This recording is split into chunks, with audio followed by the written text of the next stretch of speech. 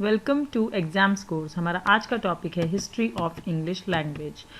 आज हम बात करेंगे इंग्लिश लैंग्वेज के इतिहास के बारे में और मोर देन 1400 ईयर्स जो इंग्लिश लैंग्वेज है उसका कोर्स ऑफ डेवलपमेंट कैसे हुआ उसके बारे में बात करेंगे। तो इंग्लिश जो है वो एक वेस्ट जर्मनिक लैंग्वेज है जो कि ओरिजिनेट हुई है एंग्लो फ्रिशियन डायलेक्ट से, जिसे कि ब्रिटेन लाया गया मिड 5th से 7th सेंचुरीज में कॉमन एरा में एंग्लो सेक्शन माइग्रेंट्स के द्वारा। एंग्लो सेक्शन माइग्रेंट्स वो थे जो स्थान परिवर्तन करते हैं, तो ये ही एंग्लो फ्रिशियन डायलेक्ट्स को ब्रिटेन में लेकर के आए थे। इंग्लिश लैंग्वेज जिसे मैंने आपको बताया वेस्ट जर्मनिक लैंग्वेज है, वो इंडो यूरोपियन लैंग्वेज फैमिली की, यानी कि जो इंग्लिश लैंग्वेज है वो वेस्ट जर्मनिक लैंग्वेज मानी जाती है और इंडो यूरोपियन लैंग्वेज फैमिली की है और ये क्लोजली रिलेटेड है, बिल्कुल इसका नज़दीकी संबंध है फ्रिशियन, डच और जर्मन लैंग्वेज से। तो फ्रिशियन आपको मैं बताऊं कि फ्रिशियन यहाँ पर एक कम्युनिटी है जर्मन की, तो वो लोग जो भाषा का यूज़ करते थे वो फ्रिशियन लैंग्वेज थी। इसीलिए मैं आपको बता रही हूँ कि जो इंग्लिश है उस भाषा का क्लोजली जो रिलेशन है वो फ्रिशियन से है। फ्रिशियन यानी कि जो कम्युनिटी थी जर्मन की वो स्पीक करते थे फ्रिशियन लैंग्वेज। जर्मन और डच लैंग्वेजेस से उसका क्लोजली रिलेशन है इंग्लिश का। इंग्लिश को सबसे पहले बोला गया अर्ली मिडीवियल इंग्लैंड में, इसीलिए जो इंग्लैंड की इंग्लिश है उसका स्टैंडर्ड माना जाता है। It is now a global lingua फ्रैंका। English language जो है वो आज के समय पर ग्लोबल लिंगुआ फ्रैंका है। ग्लोबली इस लैंग्वेज को यूज़ किया जाता है सहभागी भाषा के रूप में।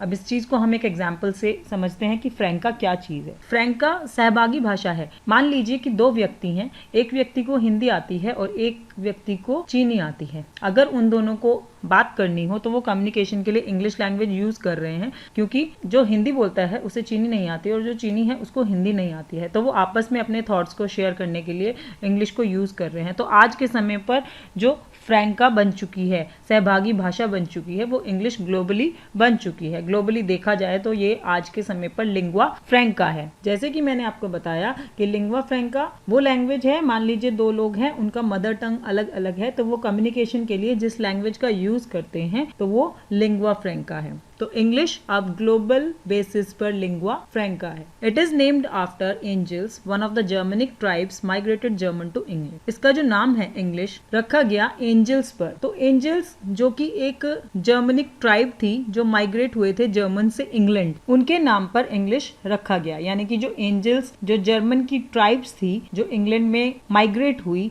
उनके नाम पर इंग्लिश को रखा गया। एंजिलिया पेनिनसुला इन द बाल्टिक सी। एंजिलिया जो कि एक पेनिनसुला है बाल्टिक सी में। पेनिनसुला वो होता है जो तीन तरफ से घिरा हुआ होता है, तो एंजिलिया नाम से भी इंग्लिश नाम पड़ा है। एक पेनिनसुला है एंजिलिया जो कि बाल्टिक सी में है। बाल्टिक एक समुद्र का नाम है जो कि अटलांटिक ओशन में मिलता है। वोकेबलरी इन्फ्लुएंस्ड बाय, जो इंग्लिश लैंग्वेज है उसकी जो वोकेबलरी है वो किससे प्रभावित हुई है, तो इसके कुछ पॉइंट्स है जो मैं आपको बताना चाहती हूँ। यानी कि जो इंग्लिश भाषा है उसकी वोकेबलरी प्रभावित होती है अदर जर्मनिक लैंग्वेज, कुछ दूसरी जर्मनिक लैंग्वेज हैं, पर्टिकुलरली इसको हम नॉर्स जो कि एक जर्मनिक लैंग्वेज है उससे इन्फ्लुएंस्ड है। लैटिन भाषा से भी इसकी वोकेबलरी इन्फ्लुएंस्ड हुई है। रोमांस लैंग्वेज एक तरीके से ये नया स्टैंडर्ड है लैटिन का, लेकिन लैटिन नहीं है। माना जाता है कि ये न्यू लैटिन स्टैंडर्ड है लेकिन लैटिन नहीं है जो रोमांस लैंग्वेज है। तो ये तीनों से जो है वो इंग्लिश लैंग्वेज की वोकेबलरी इन्फ्लुएंस्ड है, जर्मनिक लैंग्वेज से, लैटिन से और रोमांस लैंग्वेज से।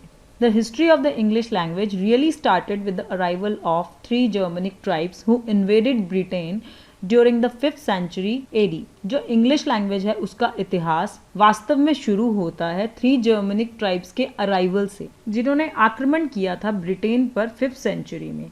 तो यहाँ से जो है अंग्रेजी भाषा का इतिहास शुरू होता है जब 3 जर्मनिक ट्राइब्स ने आक्रमण किया था ब्रिटेन पर 5th सेंचुरी कॉमन एरा में। ये जो तीनों ट्राइब्स थी वो थी Angles, Saxons and the Jutes. इन तीनों ट्राइब्स का नाम आप ध्यान रखिए कि एंजल्स, सेक्शंस एंड ज्यूट्स, इन तीनों ट्राइब्स ने ब्रिटेन पर हमला किया था। Cross the North Sea from what today is Denmark and northern Germany. इन तीनों ही ट्राइब्स ने, ये जो एंजल्स हैं, सेक्शंस हैं और ज्यूट्स हैं, इन्होंने नॉर्थ सी को क्रॉस किया था, नॉर्थ सागर को क्रॉस करके, जो आज के समय पर डेनमार्क, नॉर्थर्न जर्मनी है।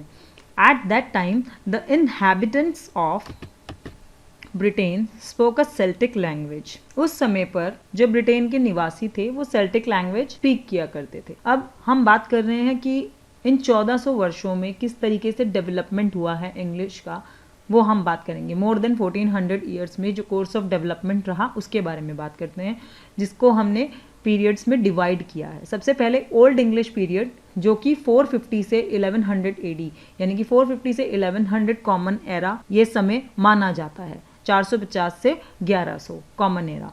The earliest form of English, a set of Anglo-Frisian dialects brought to Great Britain by Anglo-Saxon settlers in the 5th century। तो ओल्ड इंग्लिश जो है वो सबसे पुराना फॉर्म है इंग्लिश का, और जैसे कि मैंने आपको पहले भी बताया कि ये जो सेट है एंग्लो फ्रिशियन डायलेक्ट्स का, ये लाया गया था ब्रिटेन में एंग्लो सेक्शन सेटलर्स के द्वारा 5th सेंचुरी में। इसे मैंने आपको स्टार्टिंग में भी बताया था। तो ये जो सबसे पुराना फॉर्म है, अर्लीस्ट फॉर्म ऑफ इंग्लिश, वो है ओल्ड इंग्लिश, जो कि एंग्लो फ्रिशियन डायलेक्ट्स का जो सेट है वो लाया गया ग्रेट ब्रिटेन में एंग्लो सेक्शन सेटलर्स के द्वारा 5th सेंचुरी में। The invading Germanic tribes spoke similar languages which in Britain developed into what we now called old English. जिन्होंने जो जर्मनिक ट्राइब्स थी, जिन्होंने आक्रमण किया था ब्रिटेन पर, वो सिमिलर लैंग्वेज ही बोला करते थे उस समय पर, लेकिन वो बाद में ब्रिटेन में डेवलप होकर के ओल्ड इंग्लिश में बदल गई, जिसे हम आज के समय पर ओल्ड इंग्लिश बोलते हैं। जैसे कि आप लोग जानते ही होंगे कि जब किसी एक दूसरे क्षेत्र से लोग आ जाते हैं तो उनकी भाषा का प्रभाव उस नए क्षेत्र पर पड़ता है। तो ठीक है, सिमिलर थी भाषा थोड़ी बहुत, लेकिन जब वो यहाँ पर आए तो उनकी भाषा का जो प्रभाव है वो भी उसके साथ आ गया, जिसे कि आज के समय पर हम ओल्ड इंग्लिश बोलते हैं। तो जो इन्वेडिंग जर्मनिक ट्राइब्स थी वो सिमिलर लैंग्वेज जरूर बोला करती थी, लेकिन which in Britain developed into what we now called old English. आगे चलकर वो ब्रिटेन में डेवलप होकर के ओल्ड इंग्लिश के रूप में जानी जाने लगी। Old English did not sound और लुक लाइक इंग्लिश टुडे। जो ओल्ड इंग्लिश थी वो आज जैसी साउंड नहीं होती और ना ही आज जैसी दिखती थी। Native language speakers now would have great difficulty in understanding old English. आज के समय के जो नेटिव इंग्लिश स्पीकर्स हैं उनको बहुत ज़्यादा डिफिकल्टी होती है ओल्ड इंग्लिश को अंडरस्टैंड करने में। Nevertheless about half of the most commonly used words in modern English have old English roots. फिर भी अबाउट हाफ ऑफ द, मतलब आधे से ज़्यादा जो कॉमनली यूज्ड वर्ड्स हैं आज के मॉडर्न इंग्लिश के, उनकी जो रूट्स हैं वो ओल्ड इंग्लिश की ही हैं। यानी कि आज के समय में भी कुछ ऐसे वर्ड्स हैं जिन्हें हम ज़्यादातर यूज करते हैं, वो उनकी ओल्ड इंग्लिश रूट्स हैं, वो वहीं से आए हैं, ओल्ड इंग्लिश ही उनकी जड़ें हैं। जैसे कि वाटर, स्ट्रॉन्ग, ये सब ओल्ड लैंग्वेज से ही डिराइव किए गए हैं। It was spoken until around 1100। ये इस समय तक भी बोले जाते थे। अगला पीरियड आता है मिडिल इंग्लिश का, जो कि है 1100 से 1500 तक का। In 1066, William the Conqueror, the Duke of Normandy, part of modern France, invaded and conquered England। 1066 में विलियम, जो कि विजेता था और ड्यूक था नॉर्मंडी का, नॉर्मंडी पार्ट है आज के समय में आधुनिक फ्रांस का, उसने आक्रमण किया और इंग्लैंड को कंक्वर कर लिया, यानी कि जीत लिया। The new conquerors called the Normans. अब जिन्होंने कंक्वेर कर लिया था इंग्लैंड को, उन्हें नॉर्मन्स कहा जाने लगा, क्योंकि जिन्होंने आक्रमण किया था वो नॉर्मंडी से आए थे। तो ऑब्वियस बात है कि जो न्यू कंक्वेरर्स होंगे वो नॉर्मन्स ही होंगे, क्योंकि जो नॉर्मंडी है वो पार्ट था मॉडर्न फ्रांस का। तो इस समुदाय के लोगों ने वहां पर विजय प्राप्त कर ली और वो नॉर्मन्स कहे जाते थे। Brought with them a kind of French which became the language of the royal court, the ruling and business classes. अब जब वो उस जगह पर आ गए, उन्होंने कंक्वर कर लिया, जीत लिया, तो वो अपने साथ एक फ्रेंच प्रकार की लैंग्वेज को ले करके आए, जो कि वहाँ की रॉयल कोर्ट और बिजनेस क्लासेस की लैंग्वेज बन गई। There was a kind of class division for a period where the lower classes spoke English and the upper classes spoke French। उस पीरियड में एक तरीके से एक वर्ग विभाजन हो गया, जहाँ पर कि जो लोअर क्लासेस थी वो तो इंग्लिश बोलने लगी और जो अपर क्लासेस थी वो फ्रेंच स्पीक करने लगी। तो एक तरीके से ये एक क्लास डिवीजन हो गया, जिसमें कि लोअर क्लासेस तो इंग्लिश बोलने लगी और अपर क्लासेस जो हैं वो फ्रेंच बोलने लगी। In the 14th century, English became dominant in Britain again, but with many French words added। 14th century तक इंग्लिश जो है वो एक डोमिनेंट बन गई ब्रिटेन में दोबारा, लेकिन बहुत सारे फ्रेंच वर्ड्स के साथ, फ्रेंच वर्ड्स भी उसमें एडेड हो गए। This language is called middle English. तो ये लैंग्वेज जो है मिडिल इंग्लिश कही जाती थी, जिसमें बहुत सारे फ्रेंच वर्ड्स भी एडेड हो गए, क्योंकि उस समय पर मैंने आपको बताया कि जो नॉर्मन्स हैं उन्होंने कंक्वर कर लिया था इंग्लैंड को। It was the language of great poet Chaucer but it would still be difficult for native English speakers. ये जो लैंग्वेज थी वो महान पोएट चॉसर की थी, ज़्यादातर आप उनके वर्क्स देखेंगे तो इसी लैंग्वेज के हैं, लेकिन ये फिर भी डिफ़िकल्ट है नेटिव इंग्लिश स्पीकर्स के लिए। उसके बाद का पीरियड है अर्ली मॉडर्न इंग्लिश 1500 to 1800।